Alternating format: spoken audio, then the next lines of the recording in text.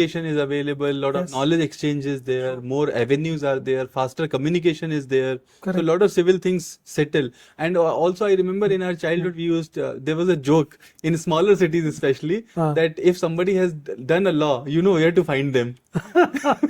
Right? Because there Exactly. was only one place they'll be. I know. No, not. Now it's not, No, no. right? So Correct. now there are Correct. hundreds and thousands of places. Thanks that to the are change there, of times. Thanks to the change. Thanks to Sir, the change. what happens is from a student point of view, today with the change and with the growth of a profession, right?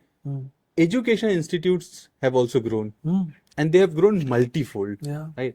Now you have multiple institutes, you have central universities and faculty of law, then you have national law universities, then you have private universities with the law colleges, Correct. law institutes, right? Correct. Correct. And then you have independent law colleges within which some are autonomous and some are non-autonomous, Which are affiliated. So there is a huge distinction in all, right? And for a student, I'll tell you, in India, what happens is one of the things where a student face major challenges, they get very less time for career decision, college decision. Yeah. You finish 12th, you choose college, and you only have maximum 90 days window. Sometimes not even 90 days, right? For a student and their parents, all this information is not easy. Yeah. It is a year's work. Correct. Correct. Right? Correct. So they even cannot deconstruct it. But then as somebody who has spent sufficient time in this field and coming from education side, if you can deconstruct us, the entire evolution of the law education institutes. From the perspective of what things to be kept in mind, or how the parents and students decide where to go. Correct, Where to exactly. pursue. Exactly. And also what is the differentiation? Because there are multiple. Correct. You're right. You're absolutely right.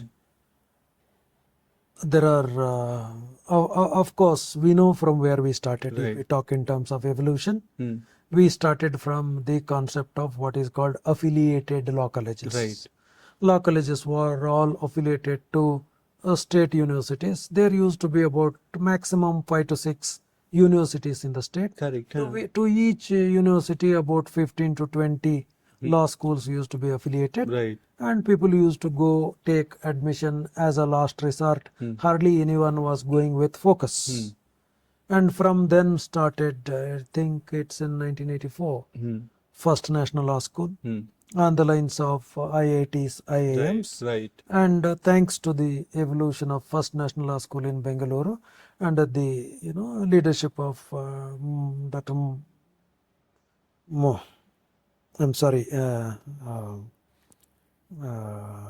I'm not able to. Okay. Yeah, precisely. But we are very popular name. Right. Very popular. Menanji. We call it Menanji.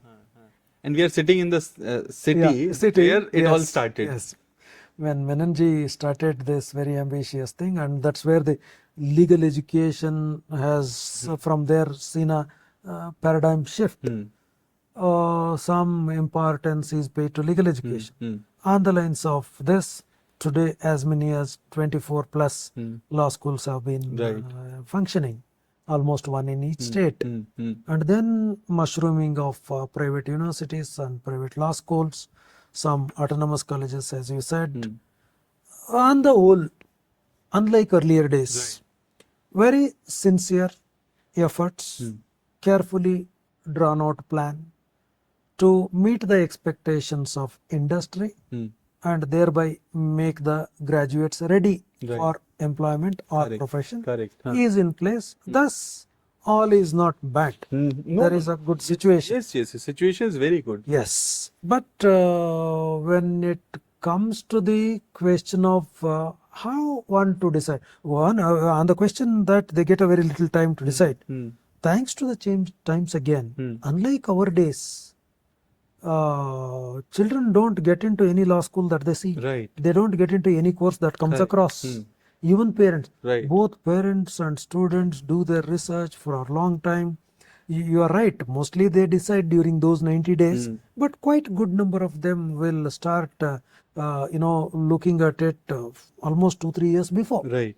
That being the case, whenever they start, my suggestion is once you decide to this course, stakeholders should have clarity, parents and students, mm, what I would like to become mm, after doing this.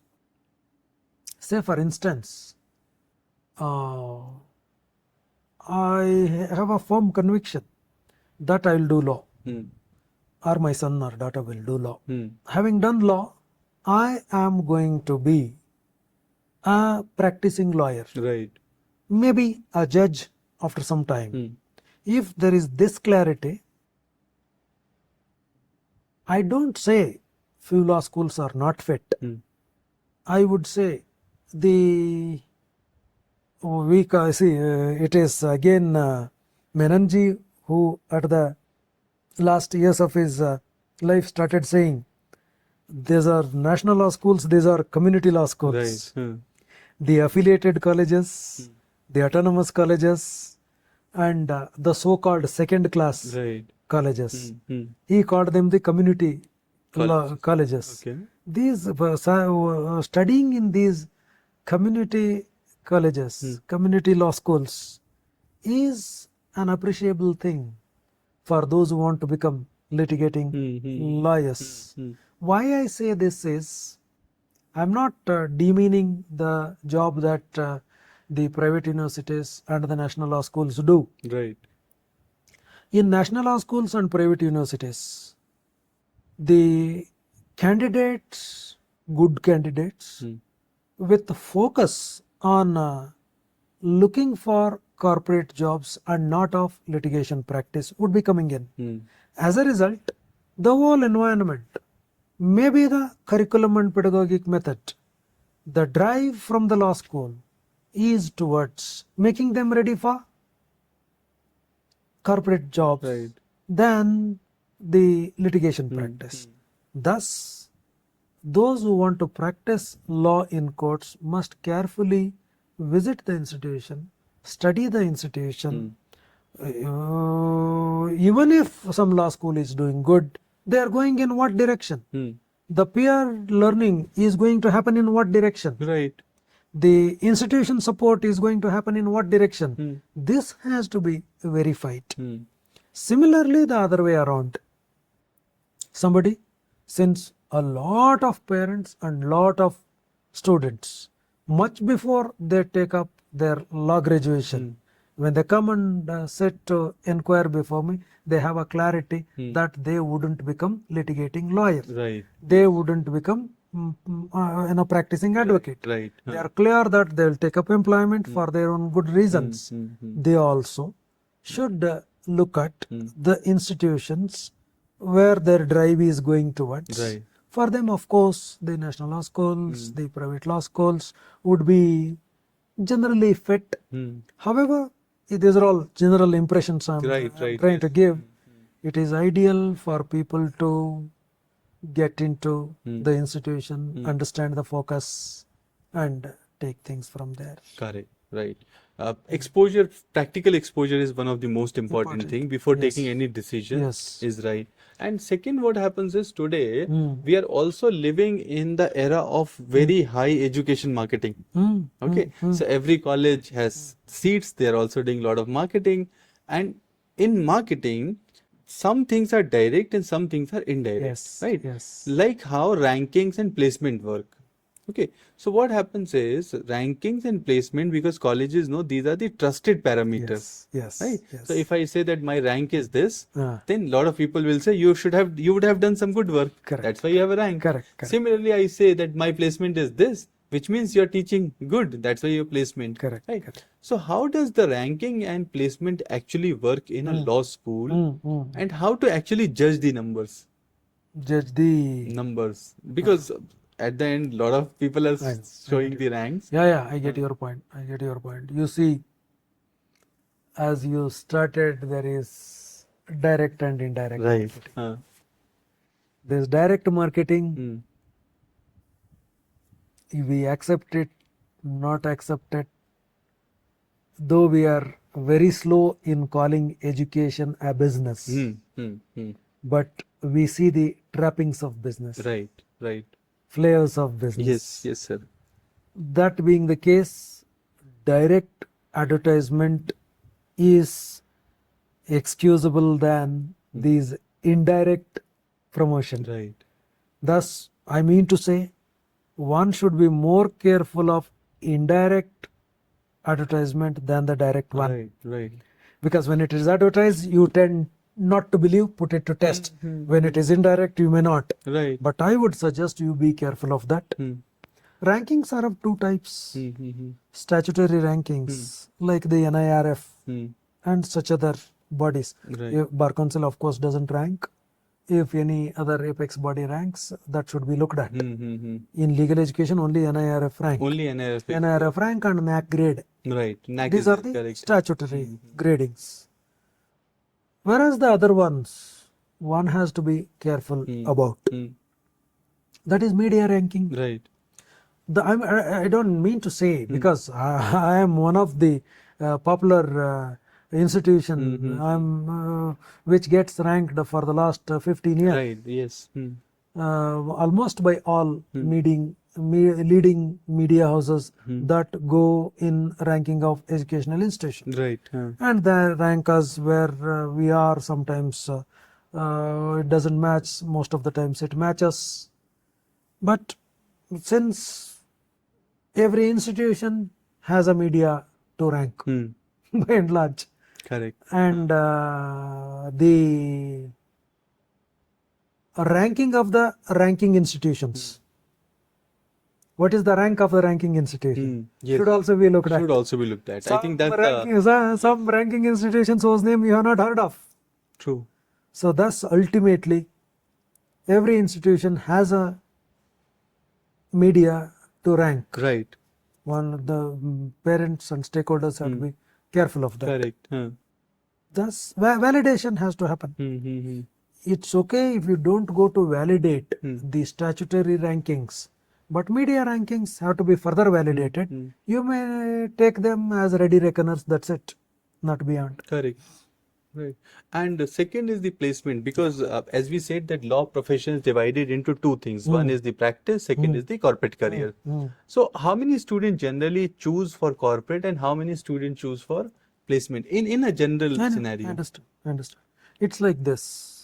That's what I keep observing. Brighter the institution, better the institution,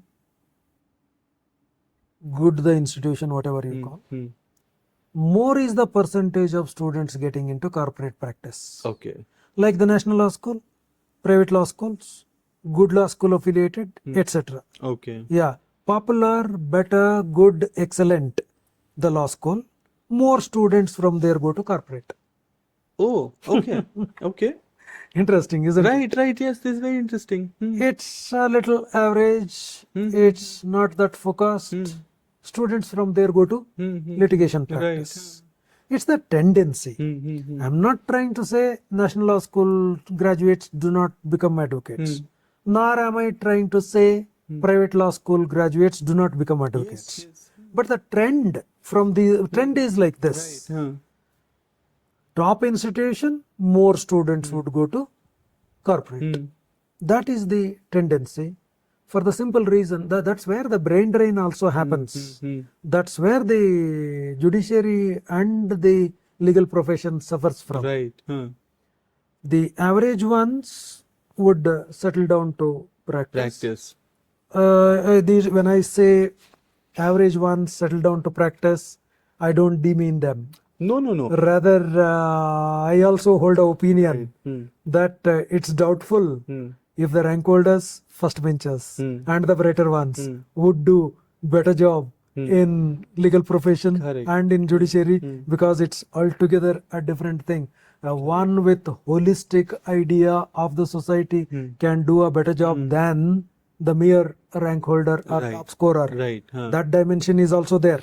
Correct. Thus, however, since we are assessing what kind of students and in what proportion they go to practice, this is the trend. Correct. And also, sir, there's no one size fit all. Right. So what happens? A student from NLU also goes for practice. correct. A student from average college also goes for corporate job. A lot. Right. Yeah. But then at the end of the day, education is looked like a return on investment. Yes. And that is the reason a lot of students looks for lucrative careers. Yes, Right? yes, If a corporate job is giving instant money, good salary, Yeah. a student first think of why not. Correct. That's true. That's a very Yeah. general scenario. Yeah. Sir, you have spent a long time with KLE and KLE Law College.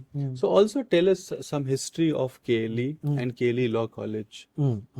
Okay, it's interesting that KLE has was established in 1916, 1916, 1916. which is 110 years old. We have celebrated the centenary In 2016. 2016.